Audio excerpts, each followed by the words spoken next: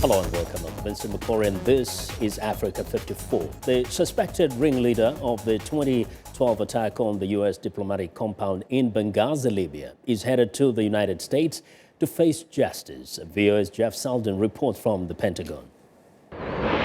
In what officials describe as a bold and courageous operation, U.S. forces quietly moved into an area near still dangerous Benghazi Sunday, capturing Ahmed Abu Khatallah, the suspected ringleader of the 2012 attack that left 4 Americans dead, including Ambassador Chris Stevens.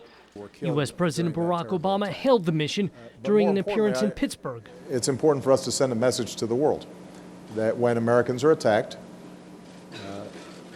no matter how long it takes, we will find those responsible and we will bring them to justice.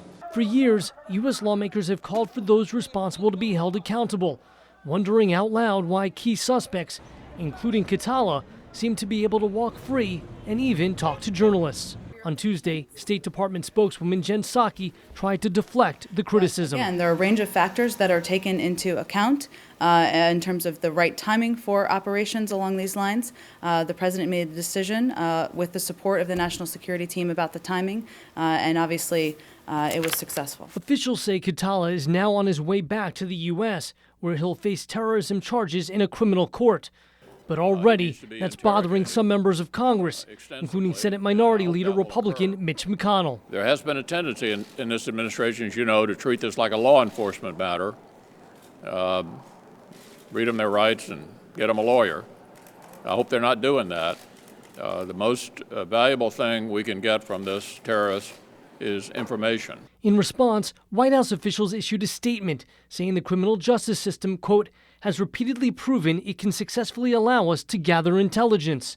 At the Pentagon, there were also indications the search for the others involved in the 2012 attack is not over.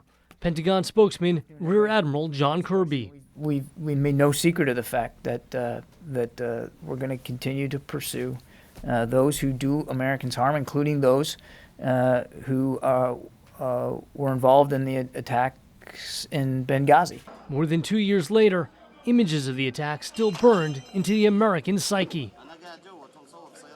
Well, now for more details on the capture of Ahmed Abu Khatallah, Jeff Seldin joins us now live via Skype from the Pentagon. Jeff, the arrest of Khatallah, a real victory for the Obama administration, you would say?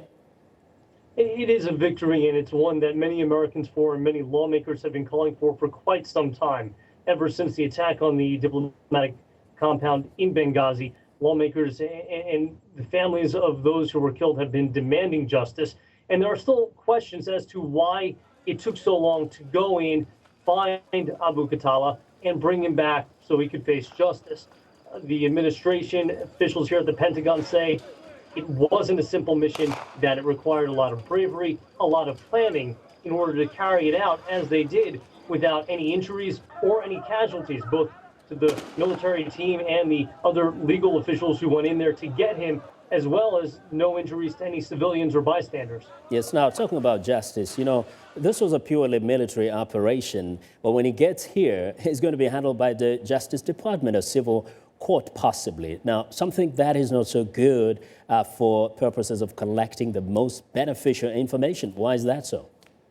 Well, as you heard in the story, Republican Minority Leader Mitch McConnell in the U.S. Senate was saying that there is a lot of concern about how the administration plans to try him, because in a criminal court case, the suspect, the person being accused of the crimes, in this case, Khatallah, who's right now facing 3 charges related to the deaths at Benghazi and terrorism, they get a lawyer. They get a chance to not speak if they're going to possibly incriminate themselves. And so there are concerns if you give them too many protections, then perhaps they won't give you critical information. Now, the administration has fought back against those allegations. The President's National Security Council last night putting out a statement saying that there have been many other cases where you've had a terrorist who's been tried in a civil court by a jury, by a judge, and in which the U.S. was not only able to get a conviction and hold them accountable for their crimes, yes, but also was able to get critical information and intelligence in that process. Now, Jeff, there's those also are saying, well, how connected is this fellow anyway? Do we know anything? there are a number of questions about just how well connected he is, whether he actually had ties to Al-Qaeda or other terrorist organizations, or whether he was simply a local militant, a local Islamist who was very radical, who was leading the charge and simply admired the ideology and the actions of some of those other groups.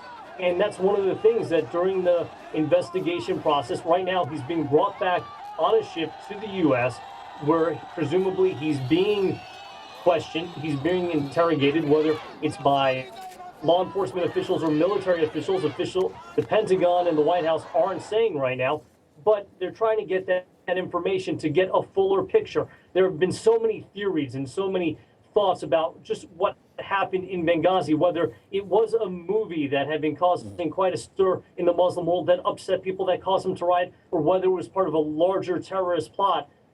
So it's going to be critical for the U.S. to question Abu Khatallah, find out what he knows, what his thought process is behind everything that happened. And of course, one thing that may be working in the favor of U.S. investigators is that in the past, Abu Khatallah has been very willing to talk. Thank you. It's been pointed out time and again by lawmakers. This is not a man who was trying to hide from anybody. He was often available, walking around in Benghazi, willing to talk and give interviews to journalists and share his thoughts. So what he tells the U.S. is going to be very interesting.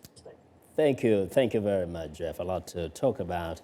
And that is VOA's Jeff Seldin reporting for us live there from the Pentagon. Now,